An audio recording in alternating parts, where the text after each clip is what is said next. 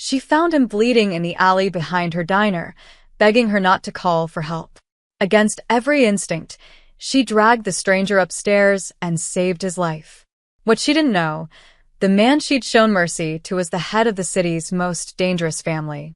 And the tattoo on his wrist matched the one in her dead husband's police file. The fluorescent sign above Murphy's diner flickered twice before dying completely. Clara Martinez didn't bother looking up. She'd asked the landlord to fix it 3 times already, and 3 times he'd promised next week. That was 4 months ago.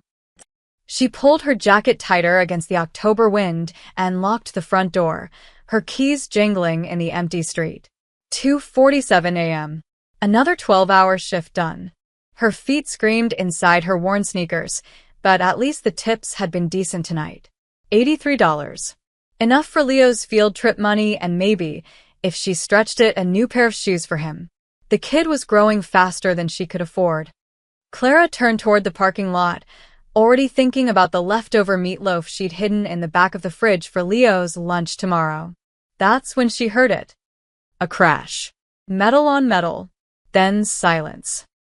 She froze, one hand still gripping her keys between her fingers the way the self-defense video had taught her. The alley beside the diner was pitch black except for the distant glow of the street lamp on the corner. Keep walking, her brain urged. Not your problem. But then came the sound that changed everything. A wet, rattling cough. Human. Desperate. Clara's heart hammered as she took 3 steps toward the alley entrance. Hello. Her voice came out smaller than she intended. Another cough, followed by a scraping sound, like someone trying to drag themselves across pavement. She pulled out her phone, thumb hovering over 911. The smart thing would be to call first, wait in her car. But what if someone was dying? What if every second mattered? Just like David, whispered the voice in her head. He didn't wait either. Clara stepped into the alley. The smell hit her first, copper and something acrid, like burnt rubber. As her eyes adjusted to the darkness, she made out a shape slumped against the green dumpster, a dark pool spreading beneath it. Oh God, she rushed forward, phone flashlight blazing. The man was maybe 40, maybe older, hard to tell with all the blood. His expensive suit was shredded on one side, soaked black-red. His breathing came in shallow gasps. But his eyes, even half-conscious, they were alert, tracking her movement with an intensity that made her shiver. I'm calling an ambulance, Clara said, already dialing. His hand shot out faster than should have been possible for someone bleeding out, gripping her wrist with surprising strength. No, the word came out as barely more than a whisper, but the command in it was absolute. No hospital. Please. Are you insane? You're dying. Hospital, he coughed, and blood flecked his lips. They'll find me. They'll kill me. And anyone who helped me. Clara's finger hovered over the call button. Every rational cell in her body screamed to press it, to let the professionals handle this, to walk away from whatever nightmare this man had brought into her alley. But she'd heard those words before. Different voice, different night, but the same desperate plea. Don't let them take me to county hospital, Clara. That's where they have people. Just get me home. David had died, anyway, bled out in her arms before she could even start the car. She looked at this stranger's face, gray with shock, sweat beading on his forehead despite the cold, and made a decision she knew she'd probably regret. Can you walk? His eyes widened slightly. You're helping me? I'm asking if you can walk. My apartment's upstairs. If you can't make it, this conversation is over, and I'm calling 911. He nodded once, teeth gritted. Clara wedged herself under his arm, nearly buckling under his weight. He was tall, at least 6'2", and solid muscle under that ruined suit. Together, they stumbled toward the metal staircase at the back of the building. Each step was an agony. The man's breathing grew more ragged, and twice Clara thought he'd pass out completely. But somehow, they made it to her door. She had to prop him against the wall while she fumbled with her keys, praying Leo wouldn't wake up, praying Mrs. Chin next door wouldn't hear, praying she wasn't making the biggest mistake of her life. The door swung open. Clara half carried, half dragged the man inside, steering him toward the couch. He collapsed onto it with a groan that he tried to muffle. In the light of her living room, she got her first real look at him. Olive skin, sharp features, expensive watch still gleaming on his wrist despite the blood. This wasn't some random mugging victim. Everything about him screamed money and danger in equal measure. "First aid kit," she muttered, rushing to the bathroom. Her hands shook as she grabbed the white box from under the sink, along with every towel she could carry. When she returned, he'd managed to prop himself into a sitting position, one hand pressed hard against his side. Blood seeped between his fingers. "I need to see it," Clara said, kneeling beside the couch. He hesitated, then slowly moved his hand away. The wound was deep, a gash that ran from his ribs to his hip. Knife wound, she realized with a chill. Someone had tried to gut him. "Mom." Clara's heart stopped. She turned to find Leo standing in the hallway, 7 years old and drowning in his two big Spider-Man pajamas, rubbing sleep from his eyes. "Baby, go back to bed." "Is he gonna die?" Leo's voice was small, scared, but his dark eyes were fixed on the stranger with unsettling curiosity. The man on her couch looked at her son, and something flickered across his face, pain that had nothing to do with his wound. "Not tonight," Clara said firmly, the same words she'd said when Leo had asked about his father. "Not tonight. Now go to your room. Please." Leo lingered another moment, then shuffled back down the hall. Clara heard his door click shut. She turned back to the stranger, their eyes meeting over the blood-soaked towels. "You need stitches. Real stitches. I can clean this and bandage it, but..." "Do what you can," his voice was steadier now, almost gentle. "Eve survived worse." Clara didn't want to know what worse looked like. She worked quickly, cleaning the wound with antiseptic that made him hiss through his teeth, then wrapping it tight with gauze and medical tape. It wasn't pretty, but it would hold until morning. "You can take the couch," she said finally, gathering the bloody towels. "I'll bring you water and some painkillers. In the morning you leave. And we never speak of this again." He nodded slowly. "Thank you. You didn't have to." "No." Clara cut him off. "I didn't. So don't make me regret it." She walked to the kitchen, legs trembling now that the adrenaline was fading. Through the window, she could see the alley below, the dark stain where she'd found him. Behind her, the stranger settled into her couch with a soft groan. "My name," he said quietly, "is Mr. Clara didn't turn around. "I don't want to know your name. I want you gone by sunrise." But even as she said it, she knew she was lying. Because she'd already seen the tattoo on his wrist when she'd bandaged him, a black serpent coiled around a dagger. She'd seen that symbol before. In the police file hidden in her bedroom closet. The one about her husband's murder. Morning light filtered through the cheap blinds, casting striped shadows across Clara's living room. She'd barely slept, spending most of the night in the chair by her bedroom door, ears straining for any sound that might mean danger. Every creak of the building, every distant siren had sent her pulse racing. Now, standing in her kitchen doorway with a cup of coffee clutched in both hands, she watched the stranger sleep. In daylight, he looked different, less like a wounded animal, more like a man who didn't belong on her second-hand couch. Even unconscious, there was something careful about him, controlled. His breathing was steady, one hand resting near his bandaged side. The tattoo on his wrist seemed to pulse in the morning sun. Clara forced herself to look away, to focus on the mundane task of making breakfast. Leo would be up soon, asking questions she couldn't answer. She needed this man gone before her son got too curious, before whatever violence had found him in that alley followed him here. She was cracking eggs into a pan when she heard him stir. "Don't move too fast," she said without turning around. "Those bandages won't hold if you tear the wound open." A pause. Then his voice, rough with sleep and pain. "You're still here." "It's my apartment." Clara flipped the eggs with more force than necessary. "Where else would I be? Most people would have called the police the moment I passed out." "Yeah, well," She slid the eggs onto a plate, added 2 pieces of toast. I'm not most people.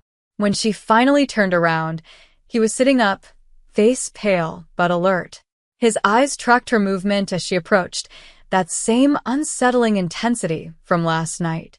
She set the plate on the coffee table, keeping her distance. Eat. Then leave. He looked at the food like it was a puzzle he couldn't solve. You made me breakfast. I made breakfast. You happened to be here. Clara crossed her arms. Don't read into it. But he was already reaching for the plate, and she caught the slight tremor in his hand, the way he had to steady himself. Whatever had happened to him, he was in worse shape than he was letting on. Mr. A isn't your real name, she said flatly. No, he took a careful bite of toast, chewed slowly. But it's the only one you need. The only one I need, or the only one that's safe for me to know. His eyes met hers, and for a moment something like respect flickered there. You're smart. That's good. Smart people stay alive. My husband was smart. The words came out harder than she intended. Didn't help him much. The stranger, Mr. A, set down his fork. I'm sorry for your loss. Clara almost laughed. Sorry. As if that word meant anything anymore. As if everyone who'd said it at David's funeral hadn't just been going through the motions, relieved it wasn't them in the casket. You said you're an accountant, she said, changing the subject. Funny kind of mugging that gets an accountant stabbed in an alley at 2 a.m. I work late. Wrong place, wrong time. The lie came smoothly practiced. They wanted my wallet, my watch. I fought back. And they just left you there? Didn't finish the job? Maybe they thought they had. Clara studied him, this man who'd probably never balanced a spreadsheet in his life. The expensive suit, the confident way he held himself despite the pain, the tattoo he'd made no effort to hide, it all told a different story. But her life was too fragile to invite trouble, too precarious to start asking questions that might have dangerous answers. She had Leo to think about, rent due in 2 weeks, a dead-end job that barely kept them fed. Fine, she said finally. You're an accountant. And I'm the Queen of England. The corner of his mouth twitched. Almost a smile. Fair enough, Mom. They both turned as Leo emerged from the hallway, hair sticking up at odd angles, dragging his worn stuffed rabbit by one ear.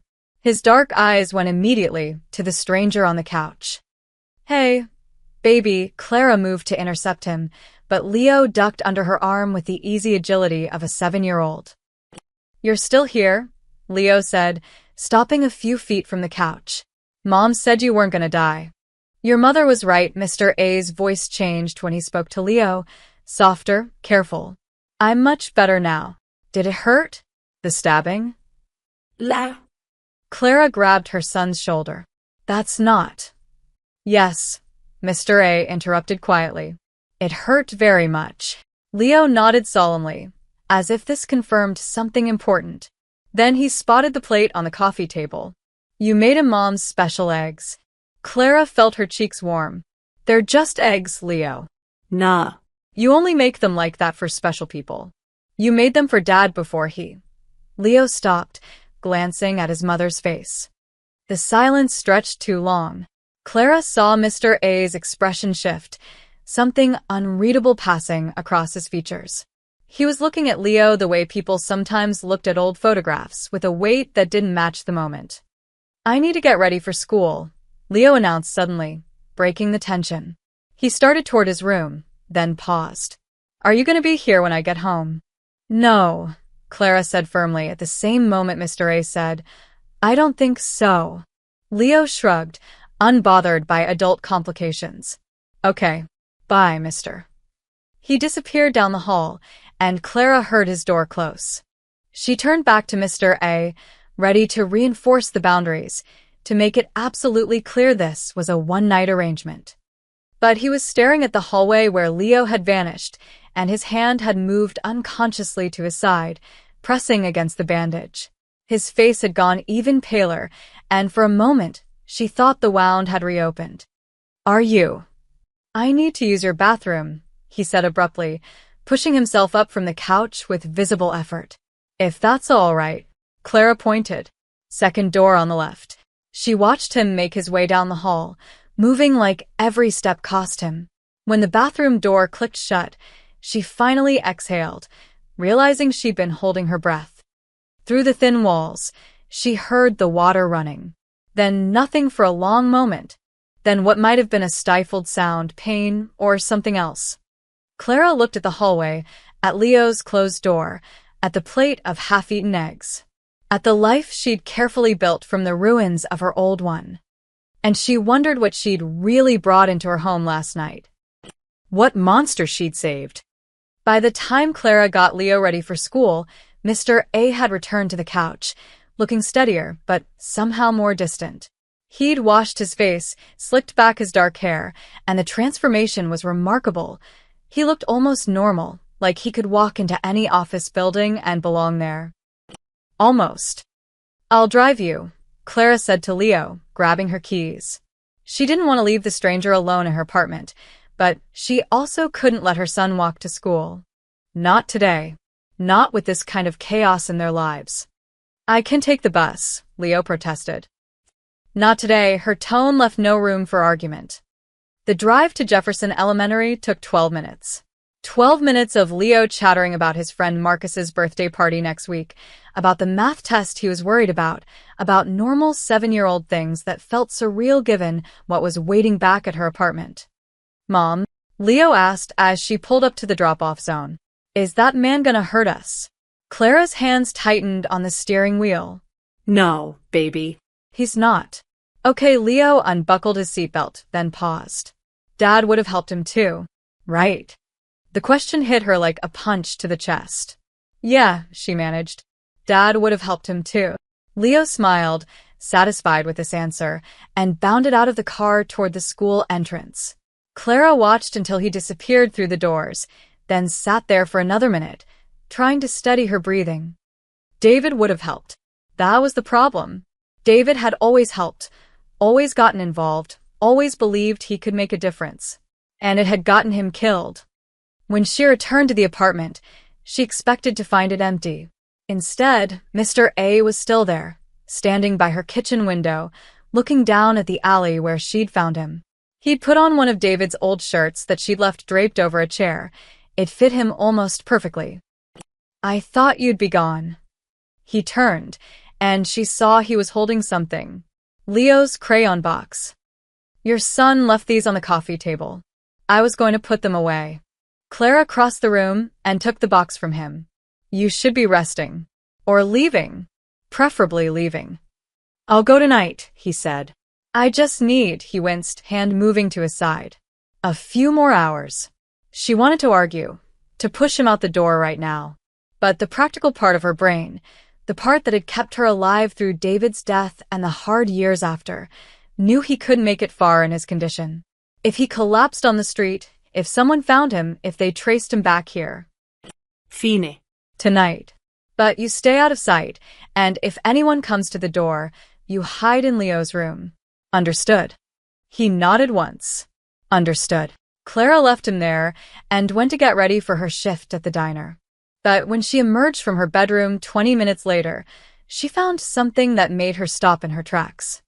Mr. A was sitting on the floor by the coffee table, and Leo's crayons were spread out in front of him. He'd pulled out Leo's sketch pad, the cheap one Clara had bought him at the dollar store, and was staring at the most recent drawing. "That's private," Clara said sharply. He looked up, and there was something broken in his eyes. "Your son. He drew this today." She moved closer, looking at the picture over his shoulder. It was typical Leo, a chaotic explosion of color and imagination. A red fire truck with exaggerated wheels. Yellow and orange flames shooting up from what might have been a building. And in the corner, a small stick figure with tears coming down its face. "He draws a lot of fire trucks," Clara said, unsure why she felt the need to explain. "He wants to be a firefighter when he grows up." Mr. A's hand was shaking. He set the sketch pad down carefully, like it might shatter. "The fire," he whispered. "The explosion. The child crying." "What?" But he was already standing, backing away from the coffee table like it had burned him. His face had gone sheet white, and his breathing was coming too fast. He turned toward the hallway, stumbled. Excuse me. Clara watched him disappear into the bathroom again, heard the door lock. Then silence. She looked back at Leo's drawing, trying to see what had triggered such a reaction. It was just a kid's picture. Nothing special, nothing unusual. Leo had been drawing fire trucks since he was 4, ever since he'd seen the firefighters who'd tried to save David. Tried. The word echoed in her mind as she heard the water running in the bathroom, heard what sounded like heavy breathing, maybe crying. Clara picked up the sketch pad, flipping through the other drawings. More fire trucks. A dinosaur. Their apartment building. A superhero that was probably supposed to be Spider-Man. Normal things. But on the second-to-last page, she found something that made her breath catch. Leo had drawn 3 men. They were just stick figures, but he'd been careful with the details, dark suits, something that might have been guns in their hands. Behind them, a black car with exaggerated wheels, like the fire trucks but different. Scarier. And in the corner, smaller, was a figure on the ground. Red crayon spilled around it. When had Leo drawn this? She tried to remember, but the past few weeks had been such a blur of double shifts and exhaustion that she couldn't pin it down. The bathroom door opened, and Mr. A emerged. He'd splashed water on his face, but she could see the redness around his eyes, the way his hands were still trembling slightly. "I'm sorry," he said quietly. "I don't know what," he stopped, seeing the drawing in her hands. "Where did he see that?" "See what?" "The men. The car. Where did your son see them?" Clara's heart started pounding. "He didn't. It's just his imagination. He draws things he sees on TV, in books." "That's not imagination." Mr. A moved closer, pointing at the black car. "That's a '67 Cadillac Eldorado. Very specific. Very rare." His finger moved to the figures. "And those aren't toy guns. See the way he drew them? Extended barrels. Those are suppressors. You're seeing things that aren't there. He's 7 years old. I'm seeing things that are." Mr. A looked at her, and in his eyes she saw something that terrified her more than the blood in the alley, more than the tattoo on his wrist. She saw certainty. Children see the truth before they learn to look away. Your son drew what he witnessed. Clara's mouth went dry. "That's insane." "Is it?" He turned to the window, looking down at the alley again. "Tell me something. Your husband. How did he die?" She didn't want to answer, but the words came anyway, pulled out by the weight of his gaze. "Car bomb. 3 years ago. They said it was gang-related. Wrong place, wrong time." Mr. A was quiet for a long moment. Then, "What was your husband's name?" "Why does it matter?" "Please." "David," she whispered. "David Martinez." The name hung in the air between them.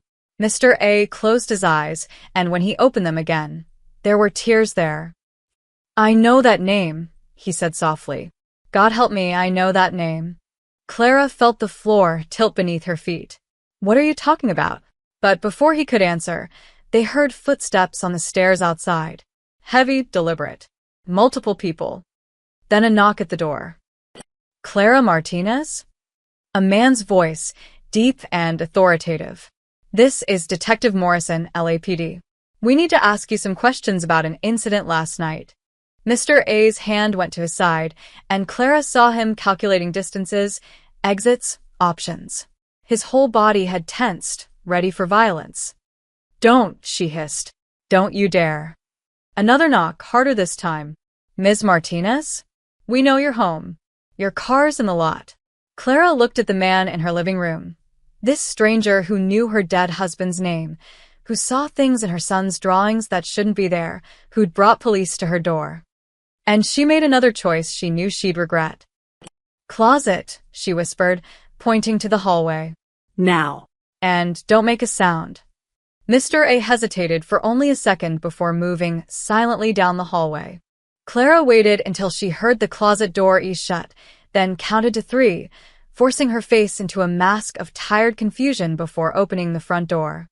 Detective Morrison was exactly what she expected, mid-50s, gray at the temples, the kind of weathered face that had seen too much and believed too little. His partner was younger, a woman with sharp eyes and sharper cheekbones, notebook already in hand. Ms. Martinez? Morrison flashed his badge. Sorry to bother you so early. I'm Detective Morrison. This is Detective Chen. We're investigating an assault that occurred in the alley behind your building last night. Clara's heart hammered, but she kept her voice steady. An assault? Is everyone okay? That's what we're trying to determine. Chen was studying her face, looking for cracks. Were you working last night?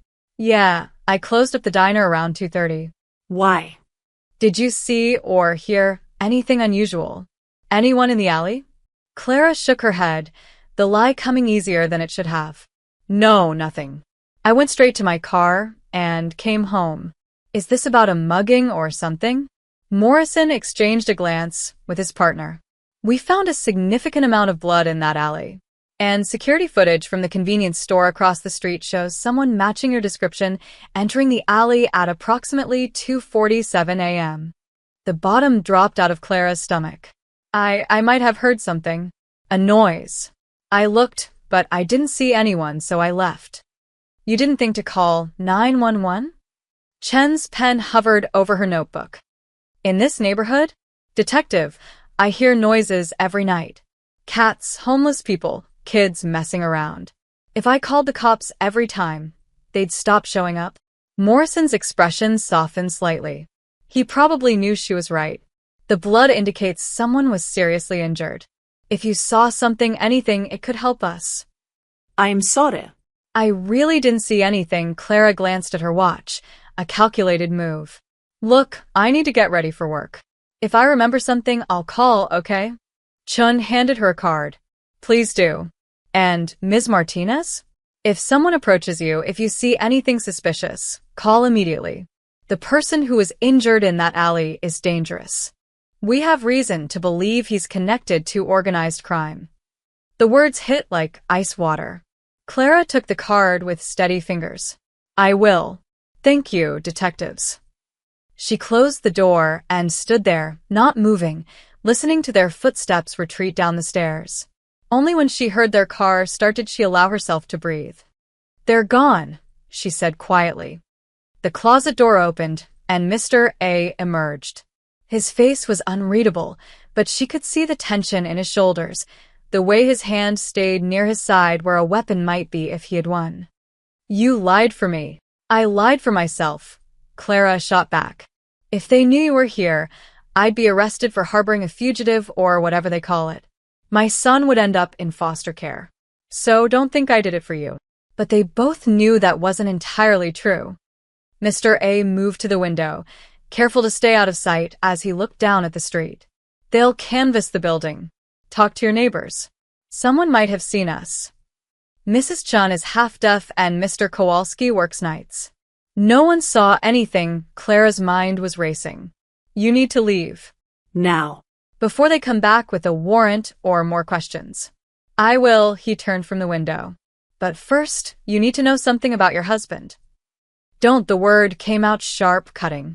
Don't you dare use David to manipulate me. I'm not trying to manipulate you. I'm trying to warn you. He took a step closer, and Clara saw the desperation in his eyes.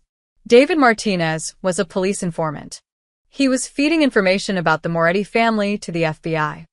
Clara's vision tunneled. That's a lie. 3 years ago, there was supposed to be a meeting. David was going to testify, bring down half the organization.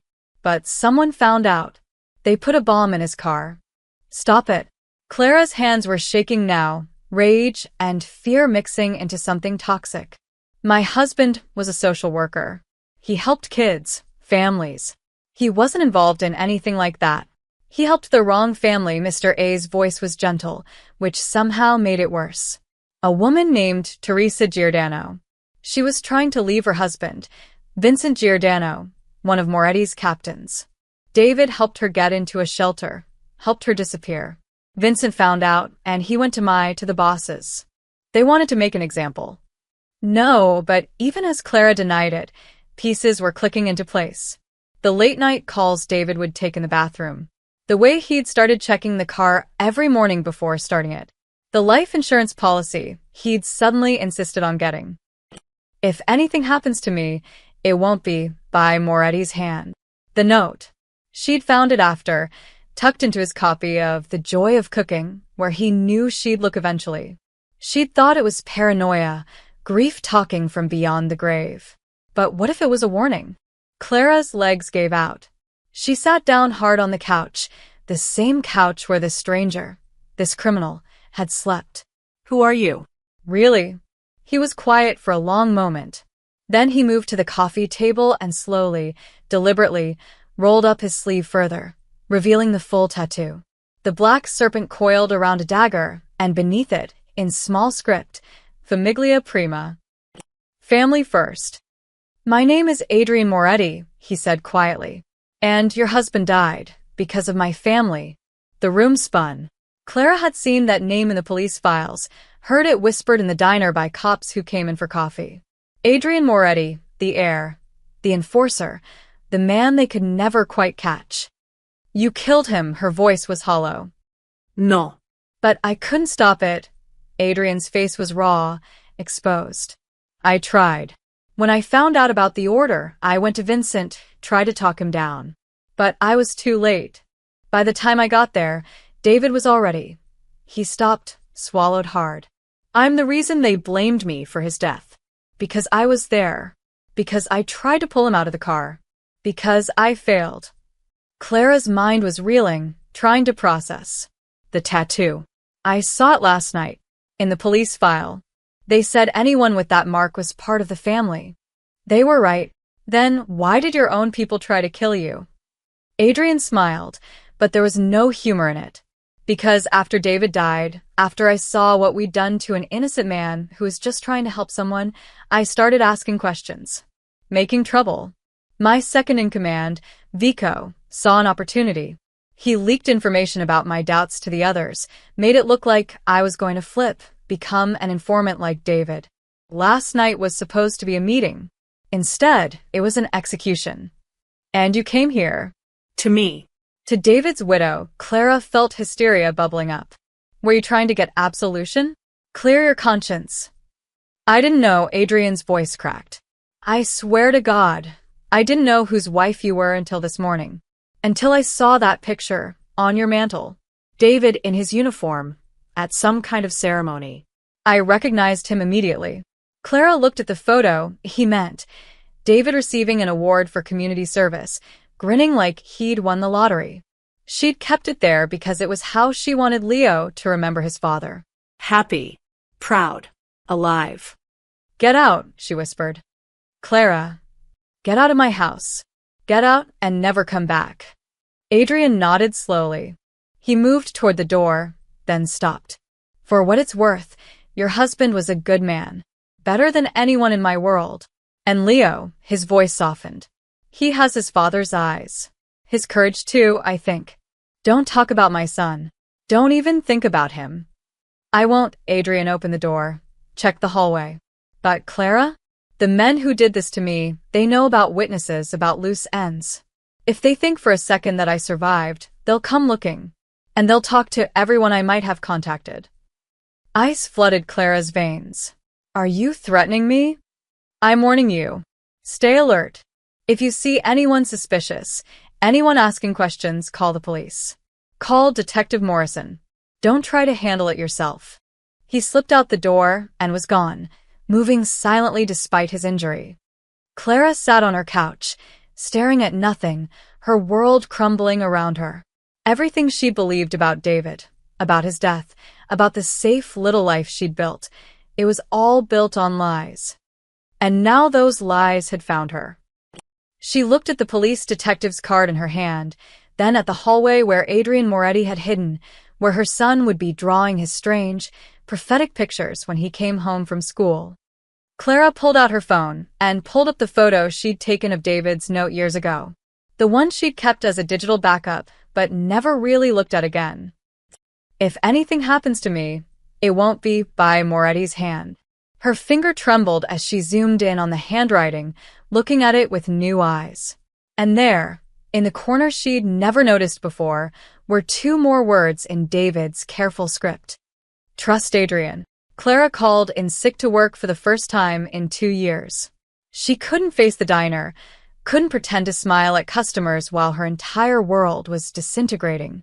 Instead, she sat at her kitchen table, David's old police files spread out in front of her, reading reports she'd only skimmed before because they'd hurt too much. Now they hurt for different reasons. The file mentioned the Moretti family 14 times. Vincent Giordano, 6 times. But Adrian Moretti's name appeared only twice, once as a person of interest and once in a witness statement from a traffic camera that had caught him near the scene 20 minutes after the explosion. Not before. After. I tried to pull him out of the car. Clara's hands shook as she found the crime scene photos she'd never been able to look at. She forced herself to look now. The burned-out shell of David's Honda. The debris scattered across the parking lot. And there, in one photo marked Evidence 14B, a bloody handprint on the driver's side door. The report noted it didn't match David's blood type. Someone had tried to open the door after the explosion. The doorbell made her jump. She shoved the file into a drawer and checked the peephole. Mrs. Chun from next door, holding a casserole dish. Clara opened the door, trying to look normal. Mrs. Chun, hi. I saw the police here this morning, the elderly woman said, her accent thick. I worry. You okay? Fine. Just routine questions about something in the alley. Mrs. Chun frowned, unconvinced, but handed over the casserole. You eat. You too skinny. That boy needs strong mama. Thank you. Clara took the dish, its warmth seeping through the ceramic. Really, we're okay. After Mrs. Chun shuffled away, Clara set the casserole on the counter and returned to the file. But her phone buzzed before she could open the drawer again. Jefferson Elementary. Her heart stopped. Ms. Martinez? This is Principal Dawson. Leo's fine, but we need you to come pick him up. What happened? He got into an altercation with another student. No one's hurt, but he's quite upset. He's been asking for you. 20 minutes later, Clara found Leo sitting in the principal's office, arms crossed, tear tracks on his face. He looked so small in the big leather chair, so scared.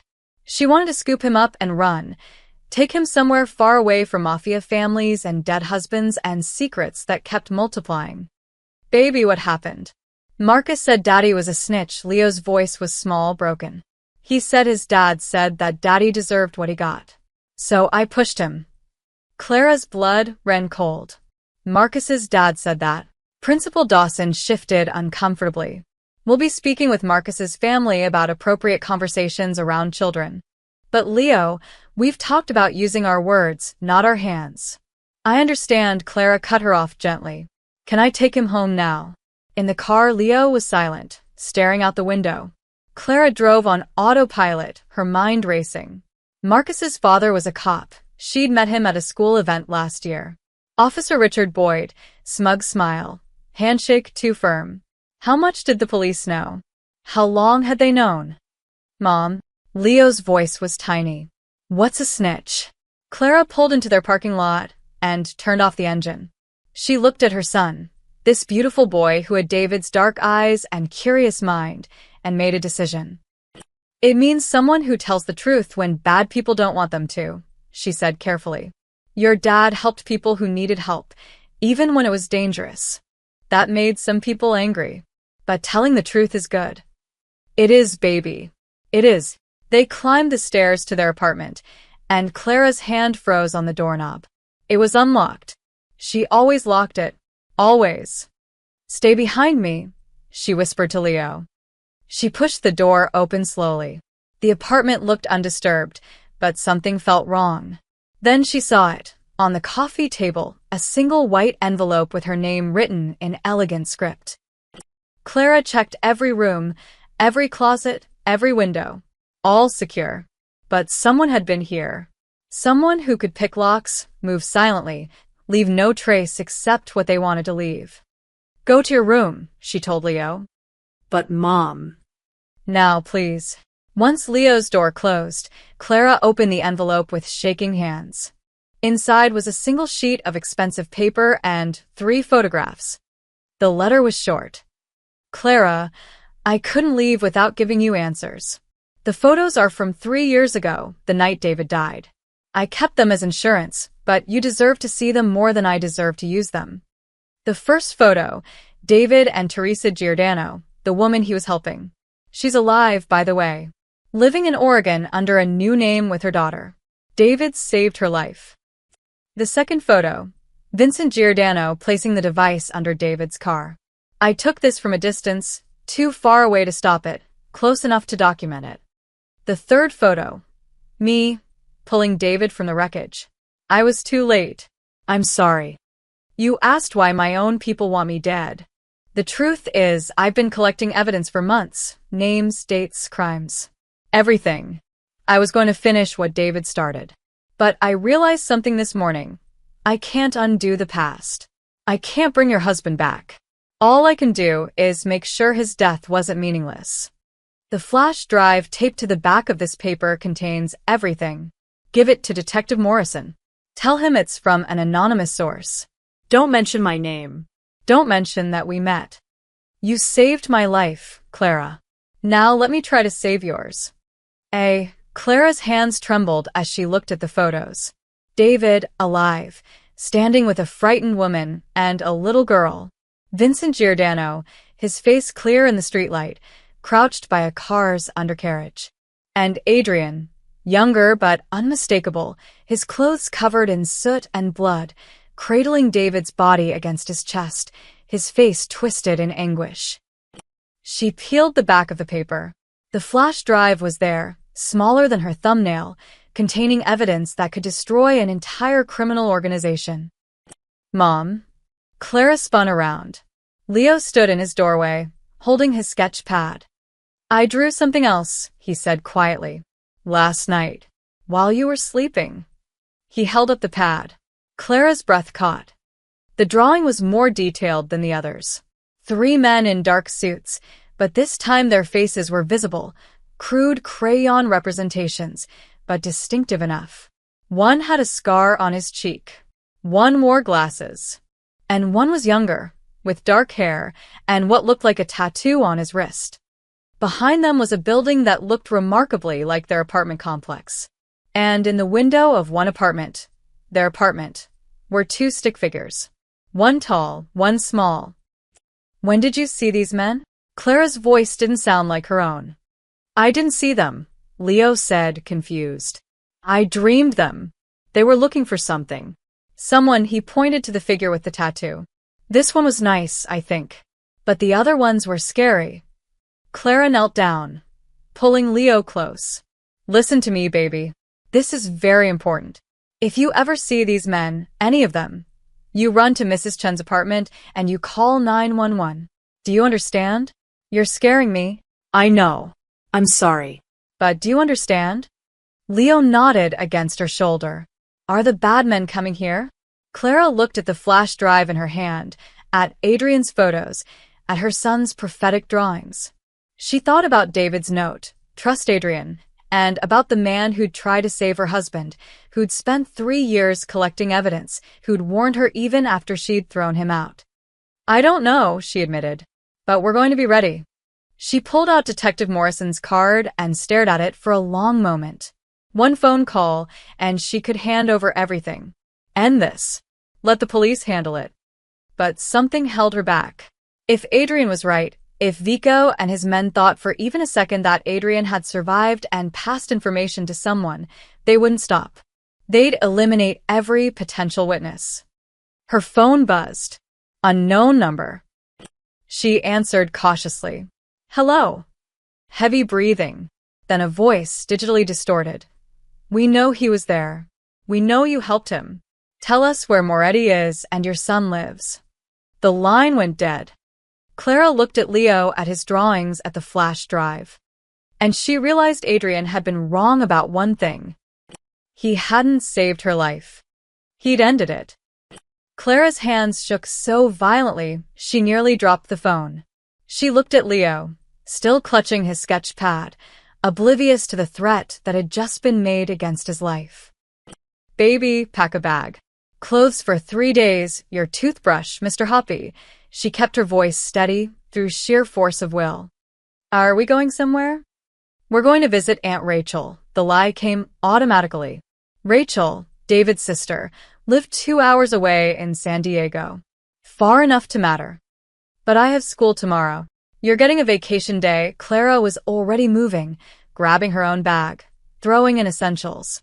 Her hands found David's old prepaid phone in the back of her nightstand drawer, the one she'd kept for emergencies, still charged, untraceable.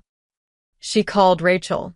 I need you to do something for me, and I need you to not ask questions. Clara? What's wrong?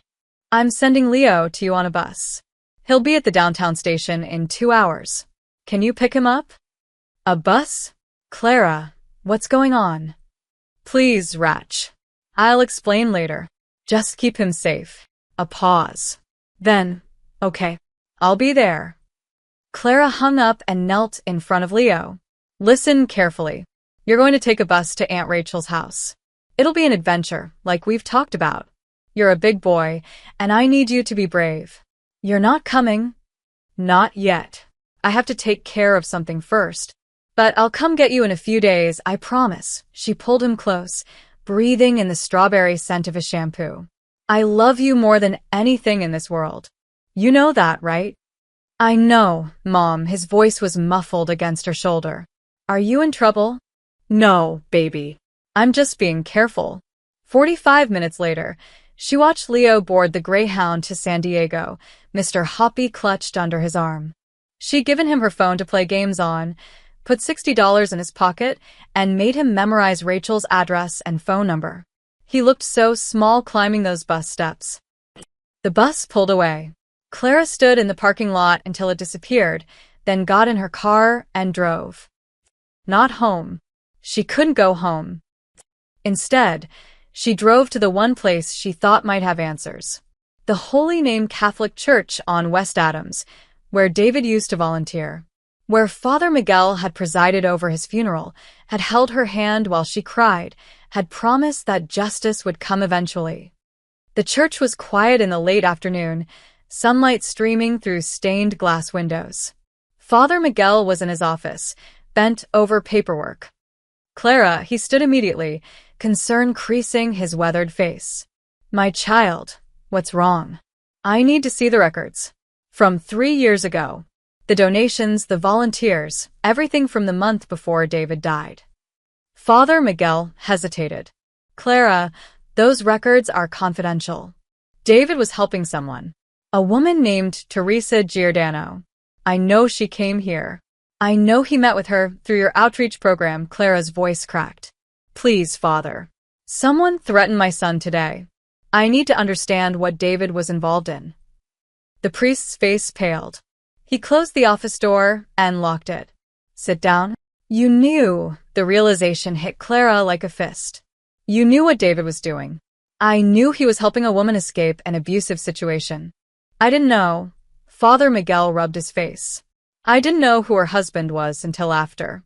Until the police came asking questions. Until David was gone.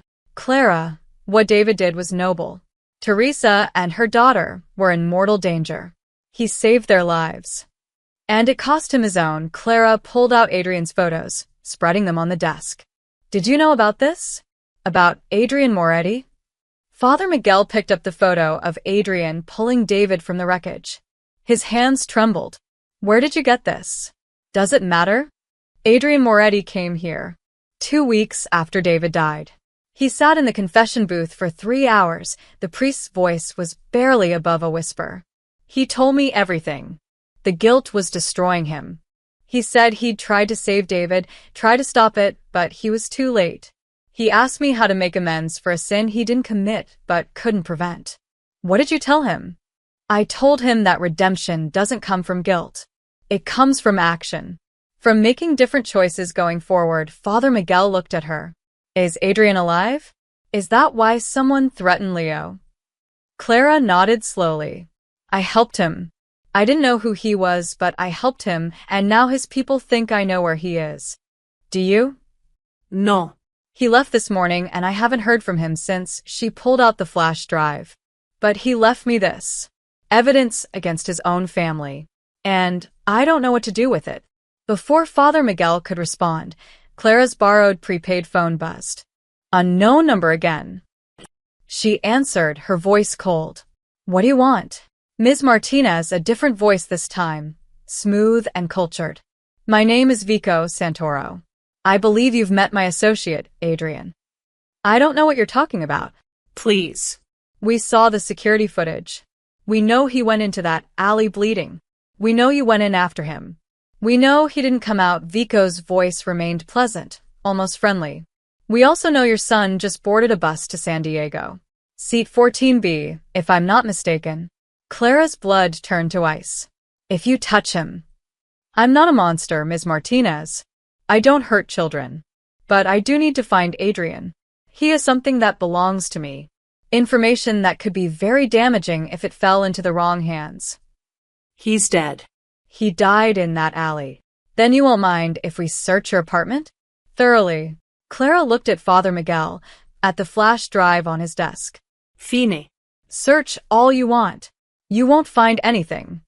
We already are. Vico's smile was audible. My men are there right now. Unfortunately, they're making quite a mess. Shame about all your late husband's belongings. The photos, the mementos. Particularly flammable memories. You son of a... I'll give you 4 hours. If Adrian contacts you, if you know where he is, you tell him to meet me at the old 7th Street warehouse at midnight.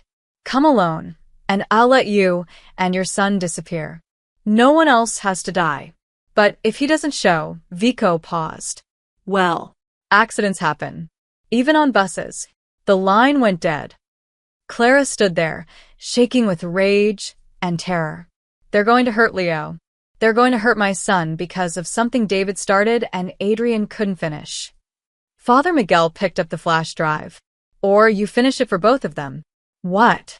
Adrian gave you this for a reason. Not just to turn over to the police, but to use. To protect yourself. The priest's eyes were steady. David used to say you were the strongest person he knew. That you could survive anything. Maybe it's time to prove him right. Clara looked at the flash drive, at the photos, at the evidence that could destroy the Moretti family. An idea was forming. Dangerous, possibly suicidal, but it was the only card she had left to play. I need to make a call, she said quietly. To someone who's not going to like what I have to say. She pulled out Detective Morrison's card and dialed. When he answered, she spoke clearly. Detective, this is Clara Martinez. I lied to you this morning. Adrian Moretti was in my apartment. And I know where he's going to be at midnight tonight. Father Miguel closed his eyes, his lips moving in silent prayer. Clara hoped someone was listening. Because she was about to walk into hell, and she wasn't sure she'd walk back out. Detective Morrison arrived at the church within 20 minutes, his partner Chin right behind him. Clara watched them approach through Father Miguel's office window, their faces grim and focused. She'd gambled everything on this moment, on the hope that the law could protect her better than lies could. Ms. Martinez, Morrison's voice was clipped as he entered. You want to tell me why you're wasting police time with a false report this morning, then calling about a wanted fugitive this afternoon? Because this morning I was scared. Now I'm terrified. Clara gestured to the photos on the desk. And I need your help. Chin picked up the photo of Adrian pulling David from the car. Her eyes widened. Where did you get this? Adrian Moretti gave it to me. Along with these, Clara handed over the flash drive. He said it contains evidence about my husband's murder. About the whole Moretti organization. Morrison studied the photo, his jaw tight. Your husband, David Martinez. The social worker killed 3 years ago. He wasn't just a social worker. You know that. The file says he was an informant. That information was classified. My husband is dead. Clara's voice cracked. Classified doesn't mean anything to me. I want to know the truth. All of it. Morrison exchanged a look with Chun, then sighed heavily. Sit down, Ms. Martinez. I don't want to sit down. I want answers. Then you'll get them. But you're not going to like them. Morrison pulled out his own folder, worn and thick. David Martinez came to us 2 years before he died. Teresa Giordano had approached him for help leaving her husband. When David dug into Vincent Giordano's background, he realized the danger she was in. He also realized he'd stumbled onto something bigger. The Moretti family. A whole network of trafficking, extortion, murder. David had access because Teresa trusted him. She'd overheard conversations, seen documents. David convinced her to let him document everything before she disappeared. Morrison's voice softened. He was brave. Reckless, but brave. And you let him do it. You let him put himself in danger. We offered protection. He refused. Said it would tip off the Morettis, put Teresa and her daughter at risk. Chen's voice was gentle but firm. We didn't want him dead, Ms. Martinez. We tried to stop him. Clara felt her knees weaken. Father Miguel guided her into a chair. The note, she whispered. David left a note saying it wouldn't be by Moretti's hand. What did he mean? Morrison hesitated. We think he meant Adrian Moretti specifically. Our surveillance indicated Adrian was trying to broker peace, to talk Vincent down from retaliation. David believed Adrian was different from the others, that he could be reasoned with. Was he right? I don't know. Adrian Moretti has been suspected in at least 6 murders. But Morrison tapped the photo. This doesn't look like a man celebrating a kill. He said he tried to save David, that he was too late. He was there 20 minutes after the explosion. We have traffic camera footage of him arriving, running to the car. We always wondered why. Chen leaned forward. Ms. Martinez, where is Adrian now? Clara took a breath.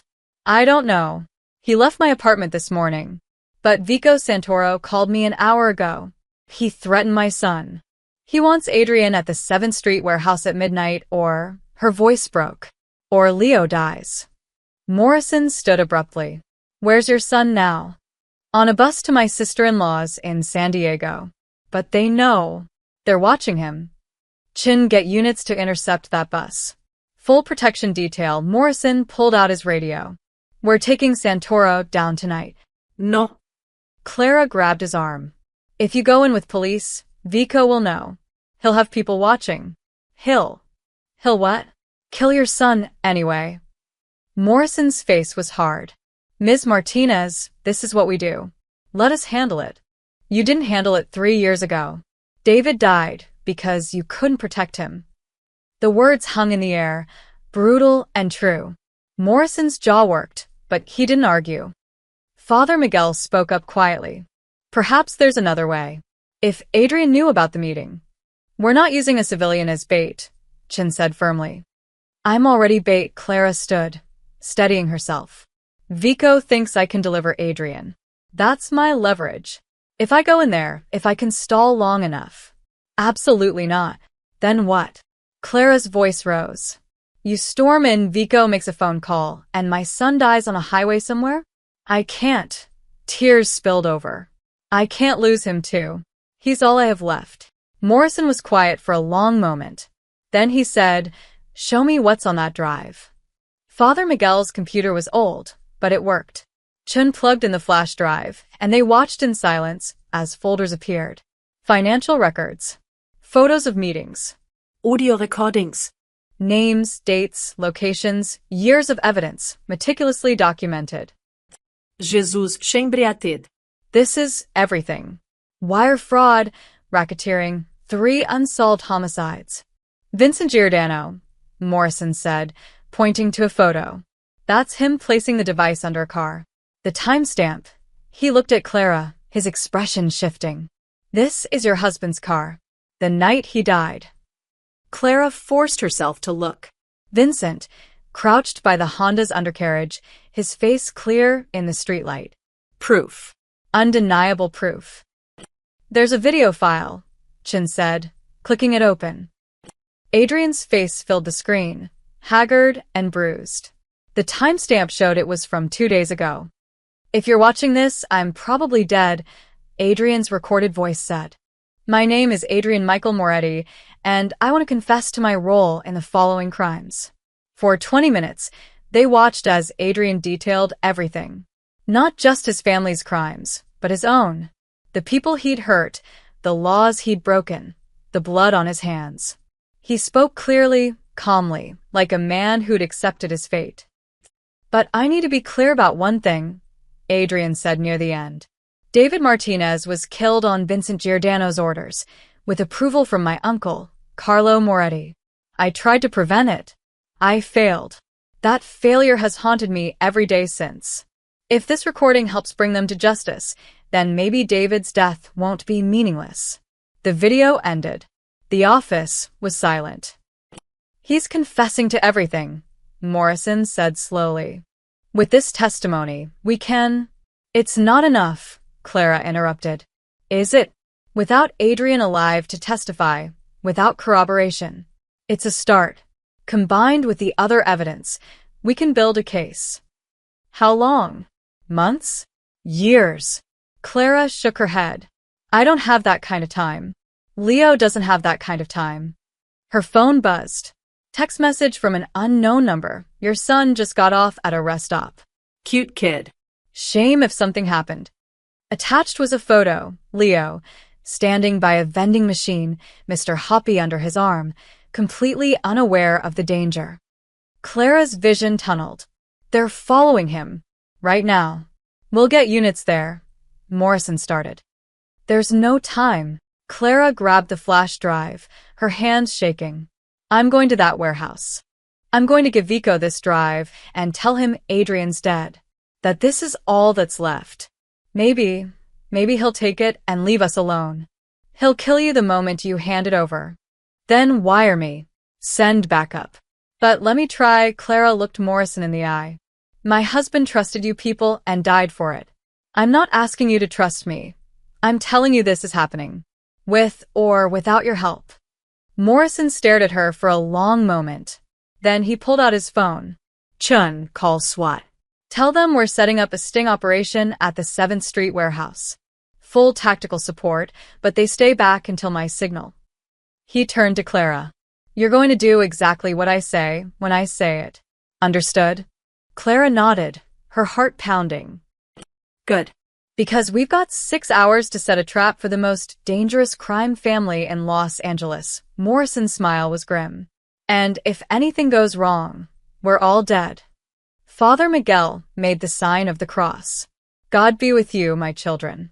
Clara touched the photos of David one last time, then followed the detectives out into the dying light. Behind them, on the computer screen, Adrian's frozen face stared out, a ghost confessing to ghosts. The 7th Street warehouse loomed against the night sky like a rotting tooth. Clara sat in her car 2 blocks away, the wire taped between her shoulder blades feeling like ice against her skin. Detective Morrison's voice crackled in her nearly invisible earpiece. SWAT's in position. Snipers on the roofs, tactical units in the adjacent buildings. Remember, you're just there to make contact. The moment you confirm Vico's presence, you give the signal and get out. What's the signal again? Clara's voice shook. You say, I need fresh air, that's it. Simple. Then you drop and we move in. Clara looked at the flash drive in her hand. The real one was with the police, being copied and analyzed. This was a dummy, identical on the outside but empty inside. If Vico checked it before she could get out. Ms. Martinez, you don't have to do this, Chen's voice came through. We can abort right now. And Leo? Clara closed her eyes, seeing that photo of her son at the rest stop. 2 patrol units had picked him up 20 minutes ago, were taking him to a safe house in San Diego. But Vico didn't know that yet. No. I have to finish this. She stepped out of the car. The November wind cut through her jacket as she walked toward the warehouse. Every instinct screamed at her to run, but she forced one foot in front of the other. The warehouse door was open, spilling yellow light into the darkness. Clara stepped inside. The space was cavernous, filled with rusting machinery and empty crates. In the center, under a flickering bulb, stood Vico Santoro. He was younger than she expected, maybe 40, handsome in an expensive suit, his dark hair slicked back. 2 men flanked him, their jackets bulging with concealed weapons. Ms. Martinez, Vico's smile was warm, friendly even. Thank you for coming. I know this must be difficult. Where's Adrian? Clara's voice echoed in the empty space. Dead, you said. In the alley, Vico tilted his head. Though we never found a body. Funny, that. I buried him. In the Angeles National Forest. Off Route 2, Mile marker 47". The lie came smoothly. Morrison had prepared her for this. I panicked. Didn't want the police finding him in my apartment. You buried a 6'2" man by yourself. Fear's a good motivator. Vico laughed, but it didn't reach his eyes. You know what I think? I think Adrian's alive. I think he's hiding, and I think you know where. Then you think wrong. Clara held up the flash drive. This is what you want, right? The evidence? Adrian gave it to me before he died. Said if anything happened to him, I should use it as insurance. Insurance against what? Against people like you coming after my son. Clara took a step forward. Here's the deal. You take this, you leave me and Leo alone, and we all pretend none of this ever happened. Vico studied her for a long moment. Then, he gestured to one of his men. Check it. The man pulled out a laptop, plugged in the drive. Clara's heart hammered as he clicked through folders. Empty. All empty. The man looked up at Vico and shook his head. Well, Vico said softly. That's disappointing. I need fresh air. Clara said quickly, too quickly. Vico smiled. I don't think so. One of the men grabbed her arm. Clara struggled, but he was too strong, forcing her toward a chair. This wasn't the plan. She was supposed to say the words and get out. Why weren't the police moving? Morrison, she shouted. Morrison, help. Vico's smile widened. The police can't hear you, Ms. Martinez. These walls are reinforced concrete, 2 feet thick. Even with your little wire. He reached into her collar, ripped out the device, crushed it under his heel. They won't know what's happening until it's too late. Clara's blood ran cold. You knew. We have people everywhere. Did you really think 2 detectives could set up an operation like this without us noticing? Vico crouched in front of her. Now. Let's try this again. Where is Adrian? I told you. The slap came so fast she didn't see it. Her head snapped to the side, stars exploding across her vision. Wrong answer. Vico grabbed her chin, forcing her to look at him. Adrian has the real evidence, doesn't he? Copies, backups. He's too smart to give you the only one. So where is he? Go to hell. Outside, she heard the unmistakable sound of gunfire. Vico's head snapped up. More shots, rapid and close. Boss, one of the men said urgently. We've got company. The police? No, the man was listening to something on his radio, his face going pale. It's our guys. Someone's taking them out. Vico stood, pulling a gun from his jacket. How many? I don't. The man's had exploded in a spray of red. He dropped, and Clara saw the bullet hole in the warehouse window behind him. Vico dove for cover, dragging Clara with him. The second man fired blindly toward the windows. Then he too went down, a red flower blooming on his chest. In the sudden silence, Clara heard footsteps. slow, Deliberate. Coming from the darkness at the far end of the warehouse. A figure emerged into the light, and Clara's breath caught. Adrian Moretti, dressed in black tactical gear, a rifle in his hands. His face was hard, cold, nothing like the wounded man she'd helped. This was the enforcer, the heir to a criminal empire. This was who he really was. Hello, Vico, Adrian said quietly. You're supposed to be dead. funny. I thought the same about you. Adrian's eyes flicked to Clara. You okay? She nodded, not trusting her voice. Let her go, Adrian said to Vico. This is between you and me. Vico laughed, pressing his gun against Clara's temple. I don't think so. She's my insurance now. You want her alive? You put down the rifle, and...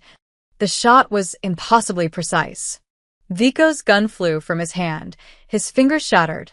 He screamed, stumbling back, and Clara scrambled away. Adrian advanced, rifle trained on Vico. I said let her go. Adrian, please. Vico was clutching his ruined hand, blood pouring between his fingers. We can work this out. The family needs you. Uncle Carlo, he's willing to forgive. Forgive. Adrian's voice was ice. Forgive trying to kill me? Forgive threatening an innocent woman and her child. He stopped a few feet away. Or forgive what you did to David Martinez. Vico's eyes widened. That wasn't me. That was Vincent. On your orders, Adrian's finger tightened on the trigger. I found the texts, Vico. The ones you deleted. You told Vincent to eliminate the informant. You told him to make it look like an accident. And when Vincent hesitated, you told him you'd handle it yourself if he was too weak. You have no proof. I have all the proof I need. Adrian lowered the rifle slightly. And so do the police. Everything's uploaded. Cloud storage, encrypted servers sent to 3 different law enforcement agencies. Even if you kill me right now, it's over. Sirens wailed in the distance, growing closer. Vico looked toward the door, calculating odds. Don't, Adrian warned. But Vico ran anyway, sprinting for the exit. Adrian didn't shoot. He just watched as Vico burst through the door and straight into a wall of SWAT officers. The takedown was swift and brutal.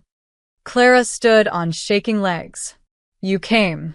After everything, you came? I couldn't leave you alone in this. Adrian lowered the rifle, suddenly looking exhausted. I'm sorry, Clara. For all of it. For David, for bringing this to your door, for... Hands up. Drop the weapon. Morrison and a dozen officers poured through the door, guns drawn. Adrian carefully set down the rifle, raising his hands. It's over, he said quietly. I'm Adrian Moretti, and I'm surrendering myself to police custody. Morrison moved forward with handcuffs. You have the right to remain silent. I waive my rights. I want to confess. All of it. Adrian's eyes met Clara's one last time. And I want to testify against everyone involved in David Martinez's murder. As they led him away, Clara sank to the floor, her whole body shaking. Chun knelt beside her, wrapping a blanket around her shoulders. You did good, the detective said softly. Your son's safe. It's over. But Clara wasn't sure it would ever really be over. Not while David's ghost still lingered in every shadow. Not while Adrian's confession echoed in her ears. Not while the truth continued to unfold like a poisonous flower, revealing new horrors with every petal. The next 72 hours passed in a blur of police stations, lawyers, and statements. Clara repeated her story so many times it stopped feeling real. The alley, the blood, Adrian's confession, Vico's threats. Each telling stripped away another layer of emotion until she was reciting facts like a grocery list. Leo remained in San Diego with Rachel, and Clara had never been more grateful for the distance. She called him every night, listening to him chatter about the beach and Rachel's dog and the ice cream they'd had for dinner, normal things that felt like a lifeline to sanity. On the 4th day, Detective Morrison called her to the station. We need you to identify something, he said, his voice strange. Careful. Clara's stomach dropped. What is it? Just come down, please. The medical examiner's office was in the basement, sterile and cold. Morrison led her to a viewing room with a glass window. On the other side was a body on a gurney, covered with a white sheet. We found him 2 hours ago, Morrison said quietly. At the docks, in the water. He'd been shot twice in the chest. We need you to confirm it's him. Clara's hands went numb. Adrian? Just look. Please. The medical examiner pulled back the sheet. Adrian Moretti's face was pale, his lips blue, his dark hair plastered to his forehead. His eyes were closed, and he looked almost peaceful, like he was sleeping. Clara felt the room tilt. I don't understand. He was in custody. You arrested him. He was being transported to federal holding this morning. The van was ambushed on the I-10. 3 officers wounded, 2 dead. Adrian was taken. Morrison's voice was tight with barely controlled rage. We found him 4 hours later. Someone wanted to make sure he never testified. But Vico's in jail. You have him. Vico's just one piece. The Moretti family is bigger than him. Morrison pulled the sheet back up, covering Adrian's face. We think it was Carlo Moretti himself. Adrian's uncle. He ordered the hit to prevent Adrian from testifying and to send a message. Clara stared at the white sheet, her mind refusing to process. Adrian had saved her, had confessed everything, had tried to make things right. And now he was dead anyway. "I'm sorry," Morrison said. "I know you two that there was. We weren't anything." Clara's voice was hollow. "He killed people. He was a criminal. He was also trying to change. To make amends." Morrison touched her shoulder gently. "That counts for something." Did it? Clara didn't know anymore. She left the morgue and drove aimlessly for an hour, ending up at Holy Name Church without meaning to. Father Miguel found her sitting in an empty pew, staring at nothing. "I heard," he said softly, settling beside her. "The news is everywhere. Adrian Moretti, killed in transit. They're calling it an execution." "He died for nothing," Clara whispered. "David died for nothing. All of it. Meaningless." "That's not true. Isn't it? The Morettis are still out there. Carlo's still free. Vico will probably get some plea deal and be out in 5 years. Nothing changed." Father Miguel was quiet for a moment. Then he said, "Clara, may I show you something?" He led her to his office and pulled up a news article on his computer. The headline read, "Massive FBI raid nets 14 Moretti family members." Clara leaned closer, reading. The raid had happened this morning, simultaneous strikes across Los Angeles. Carlo Moretti, 3 captains, 10 associates, all arrested. The article cited evidence provided by a confidential informant and extensive documentation of criminal activities. "Adrian's testimony," Morrison said from the doorway. Clara spun around. "We've been keeping it quiet, but the raid was based on everything Adrian gave us. The flash drive, the recordings, his written confession. Before they killed him, he'd already signed affidavits, given depositions. We have enough to put Carlo away for life. But Adrian's dead. You said you needed him to testify. We needed him to corroborate the physical evidence, and he did. Hours of recorded testimony before the transport. He knew they'd try to kill him, so he made sure everything was documented and legally binding before they got the chance." Morrison's smile was grim. "He played them, made them think they could silence him, then had the last word from beyond the grave." Clara sat down slowly, her mind reeling. "He planned his own death."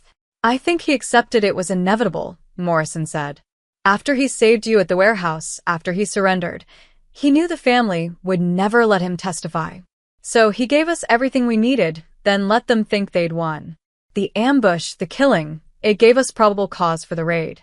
If Adrian had just testified in court, we'd have spent years in appeals.